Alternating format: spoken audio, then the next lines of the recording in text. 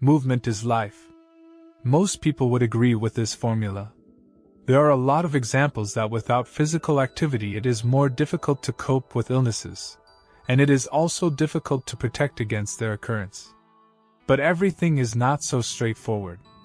There are a number of diseases in which even a relatively small amount of exercise can cause serious harm to health.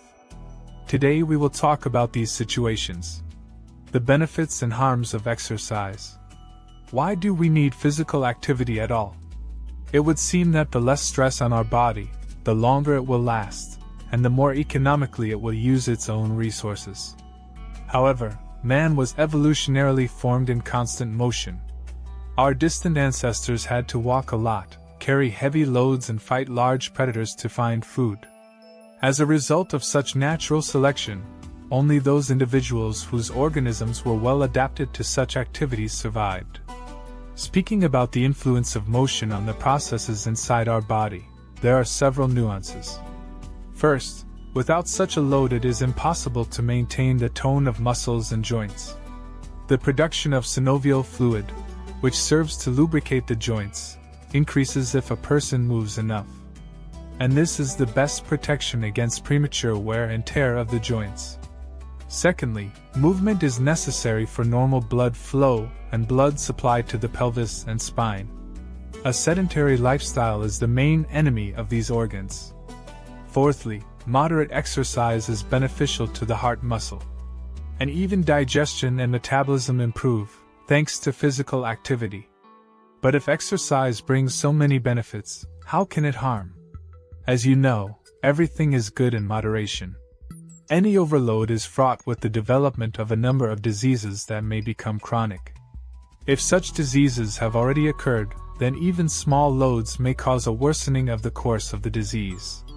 When does motion kill?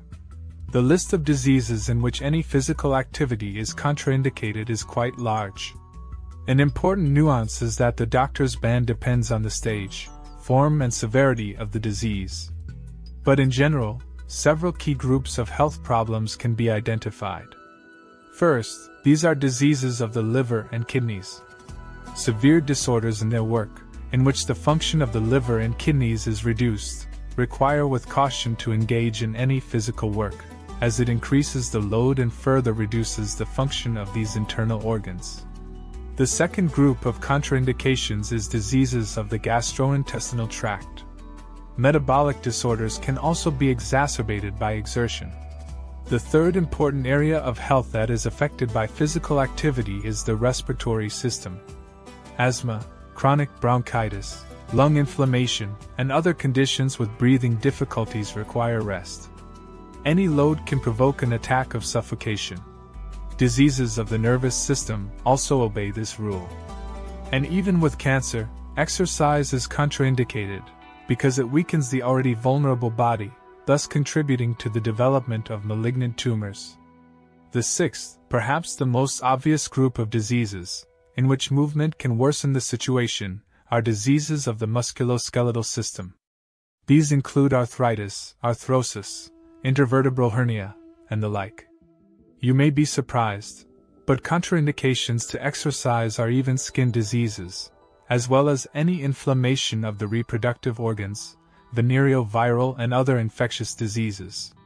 But the most dangerous group of health problems, in which any active movement can have disastrous consequences, are heart diseases. The first of these is coronary disease, which causes pain behind the sternum at the slightest exertion.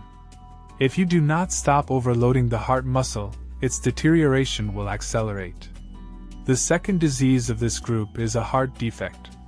It can be expressed by stenosis of the heart valve and heart failure. In stenosis, increased pressure over time leads to morphological changes in the structure of the heart, while in insufficiency, the valve does not close properly and blood from one ventricle does not fully flow into the second ventricle.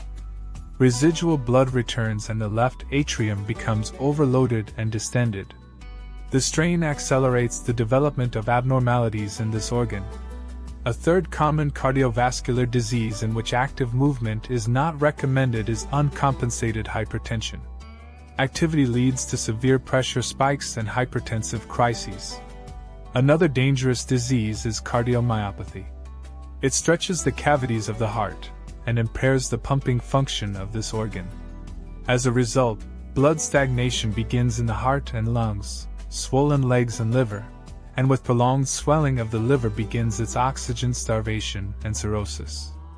As you can see, the consequences are more than serious.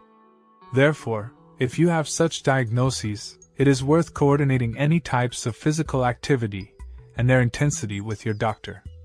And what do you think about the impact of physical activity on the body? When do you think they are necessary and when it is better to refrain from them?